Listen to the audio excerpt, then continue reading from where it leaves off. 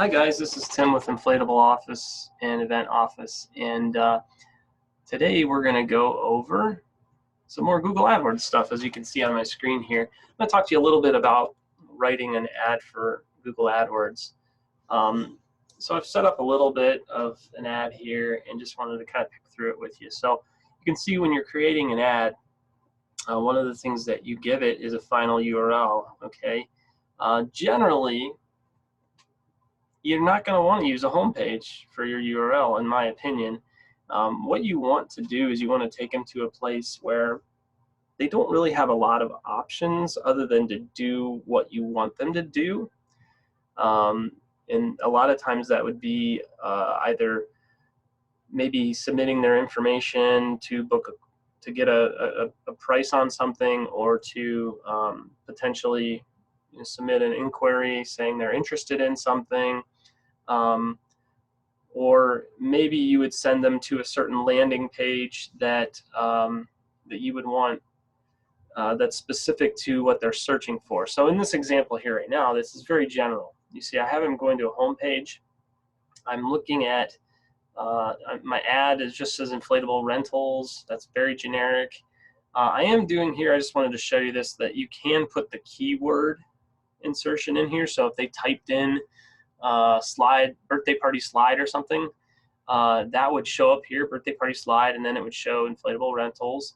So you can do some stuff like that, which helps draw their attention to your ad. And then you have additional headlines you can do here, and you can see over here on the side of the screen, excuse me, how it shows. And then you can also have a path displayed. So right now we're displaying the same path we're taking them to. In this case, you would a lot of times just put the domain name. It's possible that you would want to define that a little better. And then you can put a description for your ad. All of these are important. I would say the description, it's pretty low on the down on the list here. Still very important to do it.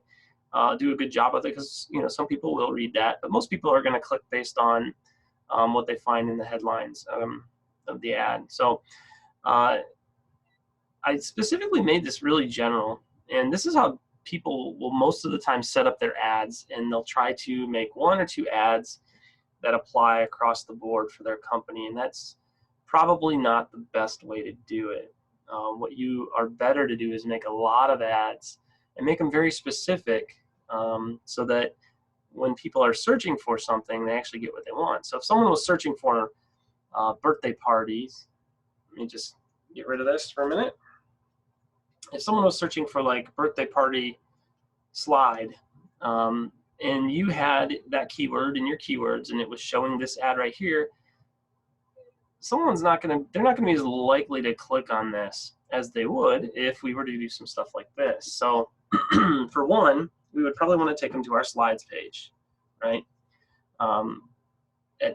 Or somewhere else where we can get some information from them. Now, maybe we took them to a page that was a birthday guide, and on that birthday guide page they could download a little document when they submitted their name and phone number and email. That's one really good way to capture information, by giving them something. You're gonna have to do a little bit of custom work on your website for that. But let's go with the other option here. So we're going to take them to our slides page, show them all the slides that we have. So in here we might want to do something like we did before, where we have the keyword, and then maybe to be more specific, since this is based around slides, we would do most slides in area or something. Something like that. You want to focus on the slides, or maybe best slides for birthdays, something like that. You want to be very specific.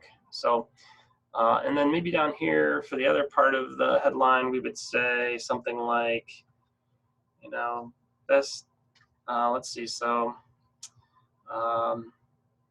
slides, well-reviewed slides, or something.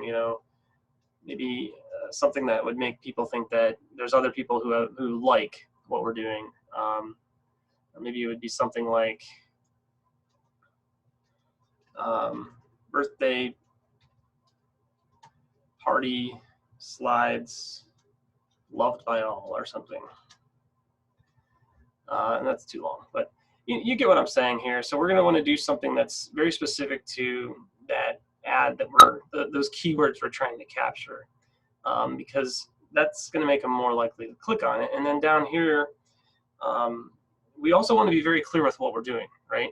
So maybe up here, it would be something like, rent our slides by the day.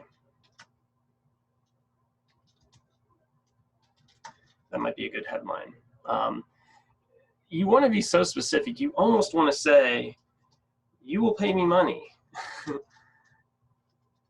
and I will deliver slides.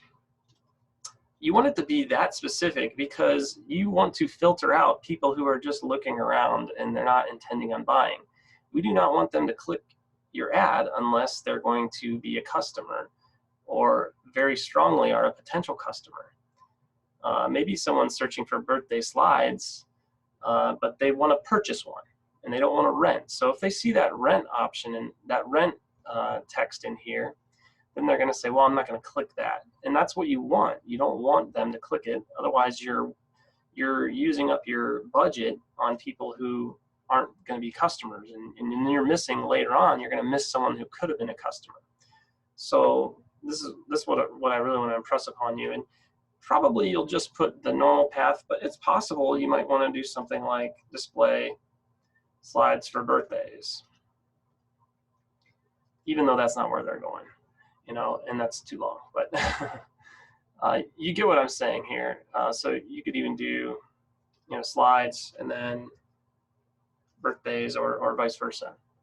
And that just gets those words on there more so that they think this is more likely applicable to what I'm looking for. And then again, down here, you would want to be more specific. So you might say, rent inflatable slides. Maybe you want to be very specific that yours are inflatable because maybe they are looking for something that's non-inflatable and you don't want those guys to find you either. And you can do a lot more with your text here because it'll take up to 90 characters. So, just my tip is to be very specific with your ads. You don't want to pay for people who are not going to be customers. And that's the whole point of this, of what I wanted to talk about today. A lot of times when people set up Google AdWords, they make it very general. They pick a ton of keywords. They pick keywords that don't even apply to themselves. Like maybe you don't rent Zorb balls, but you, for some reason, think that someone who wants a Zorb ball is the same type of customer that you would have. And so you're going to key off of Zorb balls and try to get those people to your site too, to see if you can convince them to buy. That doesn't usually work very well. I would not recommend doing that. I would recommend always presenting what you offer and being very clear about it, so that you can maximize, who you're bringing to your site and make, just be a lot more efficient about what you're paying for those leads that come to your site, so that you can actually convert them. Because without converting the lead, it's not worth paying for really if you can't convert it. So we had talked before a little bit about keywords, and I just wanted to bring this up as well. That was yesterday we talked about negative keywords. Let's see if I can get back to there. Where is that?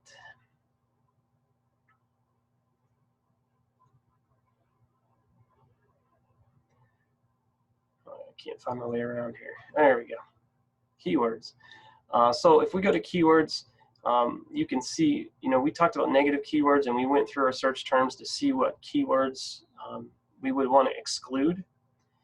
This is also, and I just wanted to mention this because this is a good chance to look and see, like, are the keywords that people are finding me with the ones I want them to find me with? If I rent slides and I'm not seeing anyone searching for slides that are actually clicking on my ads and finding me, then that's a problem.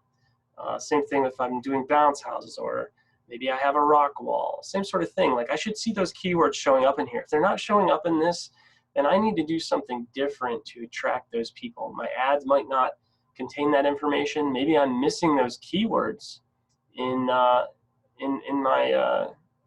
my search terms. So these are the keywords that they're clicking on, but there's also the place where you add keywords.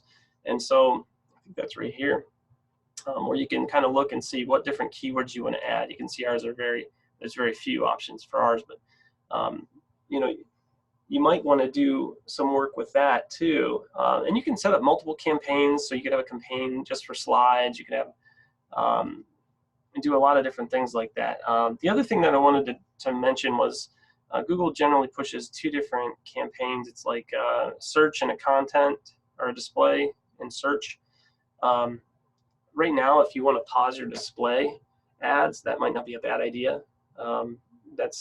Those ads are going to be similar to a Facebook case where people are looking for other things or surfing the internet, see your ad, and then may decide, and you're trying to talk them into wanting to purchase or rent that equipment based on the fact that they happen to see it. And I don't think that's probably going to be very effective right now. But I still say maintaining your search ads is important, because if they are searching for those ads, they are most likely interested in them. So those are a couple of my tips today for you with Google AdWords, and we'll continue to give you more tips, and we'll try to get a little more specific and more technical in some of that as well, talking about things like conversions and how to track some of that stuff in the future. Okay, thanks guys. I hope you enjoyed the video, and as always, if you have comments or questions, post them on the video and let us know if there's something that you'd like to cover. Thanks guys. Bye.